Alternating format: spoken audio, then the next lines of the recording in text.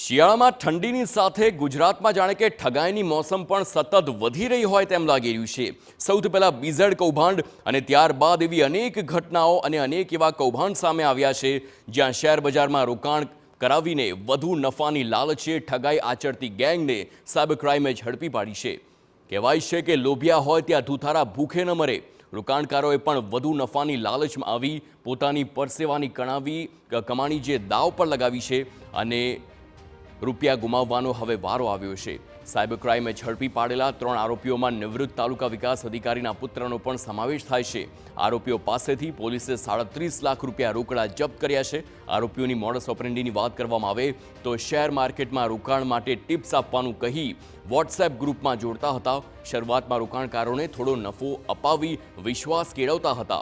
પોલીસે ઝડપેલી ગેંગના મુખ્ય સૂત્રધારો કંબોડિયા અને વિયેતનામમાં બેઠા બેઠા રેકેટ ચલાવતા હતા તે સામે આવ્યું છે, જેઓ ભારતમાં એજન્ટને રોકી લોકો સાથેથી ઠગાઈ આચરતા હતા।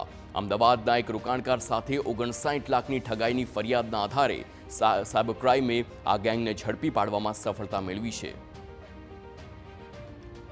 अन्य आरोपी केवल दशरथदान गढ़वीने 37 लाखनी केस साथे झड़पी पाडवामां आवेल अने त्यांनी ऑफिसमां रेड करता अलग अलग बेंकनी क्रेडिट कार्ड पासबुक्स अने एवी रीतना मळीने अत्यार सुधीमां 100 થી વધારે બેંકની વિગતો અકાઉન્ટની વિગતો એ ઓફિસથી મળેલી હતી। ત્યાંથી એક કેશ કાઉન્ટિંગ મશીન બી અમને મળી આવેલ છે અને અન્ય ઘણા બધા સિમ કાર્ડ મળી આવેલ છે। ફર્ધર આ ગુનાની તપાસ કરતા કે અન્ય જે નાસ્તા ભાગતા આરોપી છે એમના રહેઠાણે રેડ કરતા અમને બીજા 115 બેંકના ક્રેડિટ કાર્ડ અને પાસબુક મળી આવેલી હતી। તપાસમાં ખુલાસો થયો છે કે આરોપી પ્રકાશ પરમાર ખાતું ખોલાવીને કામગીરી કરતો હતો, જ્યારે પ્રિયંક ઠક્કર ગેમિંગ અને ઠગાઈના નાણાં ખાતામાં જમા કરાવતો હતો। આ નાણાં ગોવિંદને આપતો અને કેવલ ગઢવી ઓફિસમાં બેસીને સમગ્ર રેકેટનું સંચાલન કરતો હતો। પોલીસની તપાસ દરમિયાન 37 લાખ રોકડા સાથે ચેકબુક, ડેબિટ કાર્ડ, પાસબુક તેમજ સિમ કાર્ડ પણ મળી આવ્યા છે। આરોપી ગોવિંદ અને ફરાર આરોપીઓ ઠગાઈના રૂપિયાને અમેરિકન ડોલરમાં કન્વર્ટ કરી વિદેશમાં બેઠેલા આકાઓને મોકલી આપતો હતો, જેના બદલામાં તેને 10 થી 15% કમિશન મળતું હતું।